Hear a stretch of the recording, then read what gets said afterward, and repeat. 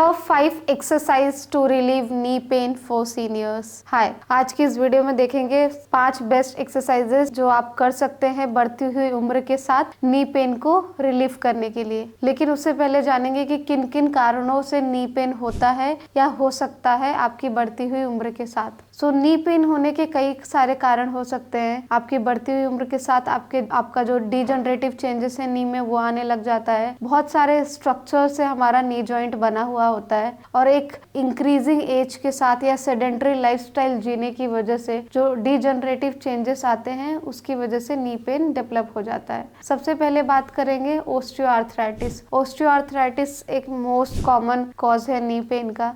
आपका जो बोन है उसका थिनिंग होने लग जाता है, आपका जो बोन है वो काफ़ी वीक होने लग जाता है, जॉइंट स्पेस कम होने लग जाता है इस वजह से भी। और degenerative changes, wear and tear start हो जाता है जॉइंट्स में। It can be due to over body weight की वजह से हो सकता है। If the person is obese, BMI के अकॉर्डिंग बॉडी वेट नहीं है, इस कारण से भी हो सकता है। आपकी जब यंग उम्र रही है, आप एक एथलीट रह चुके हैं और उसके दौरान आपने काफ़ी ज़्यादा ओवर यूज़ किया है नी को और एक्सरसाइजेस पे ठीक से ध्यान नहीं दिया है, एक्सेसिव लोड डाला है, तो इस कारण से भी नी पेन हो सकता है। आपके जॉइंट में पटेला होता है, फीमा होता है, टिबिया होता है, इन सब से मिलके आपका नी जॉइंट बना हुआ होता है। कई बार हमारी मांसपेशियां भी बहुत ज्यादा कमजोर हो जाती हैं और ये नॉर्मल तरीके से हमारा बायोमैकेनिक्स होता है जॉइंट का। आपके बोन्स मूव करती हैं, आपका पटेला फीमर पे ग्लाइड करता है। जब मांसपेशियां जो बोन को पकड़ के रखती हैं वो बहुत ज्यादा कमजोर हो जाती है तो पटेला कहीं ना कहीं आपस में टकराने लग जाता है।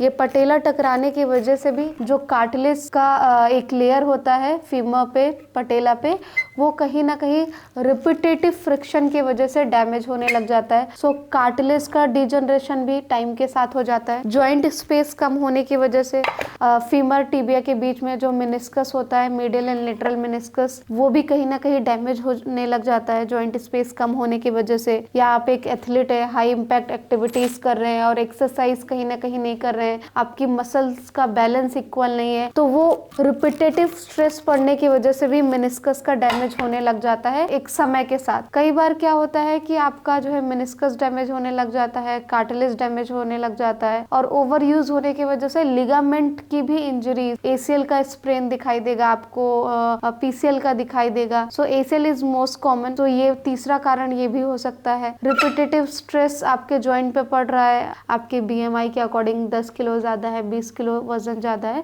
तो इन सारे कंडीशंस की वजह से भी नी पे एक रिपीटेटिव लोड पड़ता रहता है जिसकी वजह से एक बढ़ती हुई उम्र के साथ आपका नी डिजनरेशन में चला जाता है। तो ये सारे डिजनरेटिव कारण है नी पेन के। तो ये सारे कारण नी पेन के हो सकते हैं आपकी, या प्रायर हिस्ट्री ऑफ इंजरी रही हो, पहले कभी चोट लगी हो, आपका बहुत prior history of knee pain रहा हो और आपने ध्यान नहीं दिया है, बहुत पुराना नी पेन है, बहुत पुराना नी इंजरी है और आप यूज करते जा रहे हैं नी को उसी तरीके से बिना किसी ट्रीटमेंट के, बिना किसी इलाज के, सो वो इंजरी या वो डिस्कम्फर्ट भी आगे चल के ओस्टियोआर्थराइटिस पे डेवलप होने लग जाता है। कई बार ऐसा होता है कि कोई खास स्ट्रक्चरल डैमेज नहीं रहता है आपकी नी में, बट कहीं ना कहीं मिस मैनेजमेंट या मसल इम्बैलेंस की वजह से जो नी का पेन रहता है उसकी वजह से आप लोड सही तरीके से नहीं दे पाते हो और समय के साथ आगे बढ़ते हुए आपके नी पे वो लोड मिसमैनेजमेंट की वजह से भी नी पेन बढ़ता जाता है। और या आप नी को सही तरीके से यूज नहीं कर रहे हो, स्टिफ करके रख रहे हो, फंक्शनल एक्टिविटीज में प्रॉपर यूज नहीं कर रहे हो, तो एक स्टिफनेस, पेन, डिस्कम्फर्ट और फंक्शनल एक्टिविटीज में सही से पार्टिसिपेट नहीं करने की वजह से भी नी पेन आगे चल के बढ़ता जाता है। प्रायर हिस्ट्री ऑफ सर्जरी रही हो, आपकी नी का कोई सर्जरी रहा हो, सर्जरी करवाई हो, इट कैन बी मेनिस्कस का, एसीएल का, यंग एज में कोई और आपकी नी की सर्जरी हो और आपने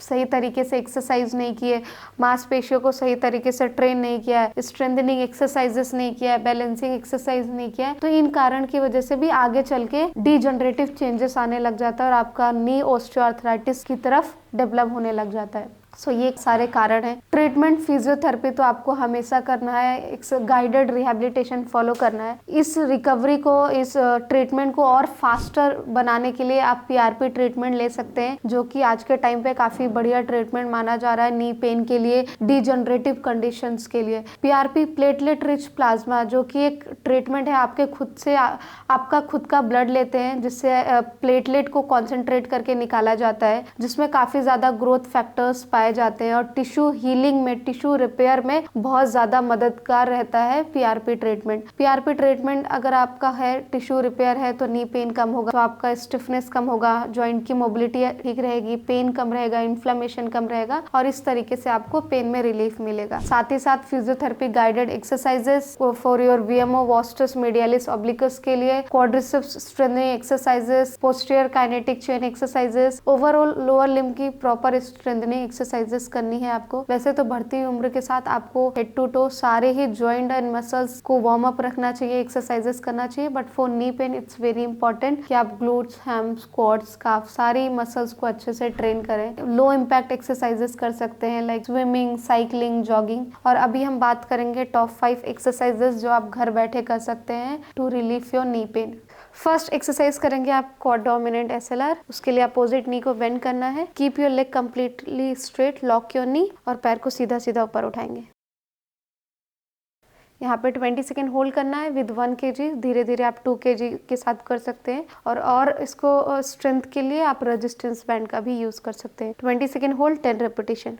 for the second exercise you have to do glutes bridges. दोनों घुटने को मोड़ेंगे, हाथ को साइड में रखिए, ग्लूट्स की मसल्स को स्क्वीज करते हुए हिप को अप करेंगे and then slowly down. Continue this 10 reps, 2 sets. धीरे धीरे प्रोग्रेस करने के लिए आप इसको 10 रेप्स, 3 सेट्स करेंगे। तीसरी एक्सरसाइज करने के लिए आपको इस पोजीशन में लेटना है, side line position, affected leg ऊपर रहेगा। You have to make a triangle with your knee, heel को हील पे रखते हुए प्रेस करते हुए नी को ओपन करना है और ऊपर उठाइए एंड देन डाउन। इनिशियली आप सिर्फ एब्डोमिनेंट कर सकते हैं, घुटने को खोलना है कंफर्टेबल रेजिस्टेंस बैंड के साथ and then down. Make sure hip पीछे की तरफ ड्रॉप नहीं हो, सपोर्ट रखना है आपको हाथ से। कंफर्टेबल होने के बाद आप इसको यहाँ पे 20 सेकेंड होल्ड कर सकते हैं, धीरे धीरे 30 सेकेंड तक प्रोग्रेस करेंगे और सारी ही एक्सरसाइज आप दोनों ही तरफ से दोनों लेग के लिए करेंगे। चौथी एक्सरसाइज करने के लिए आपको हाई सेटिंग पोजीशन में इस तरीके से बैठना है। 1 किलो एंकल वेट बांधना है आपको इस तरीके से एंकल पर वेट का। उसके बाद आपको हाफ लेग एक्सटेंशन करना है, लेकर आइए, 20 सेकेंड होल्ड करेंगे और वापस लेके जाएंगे।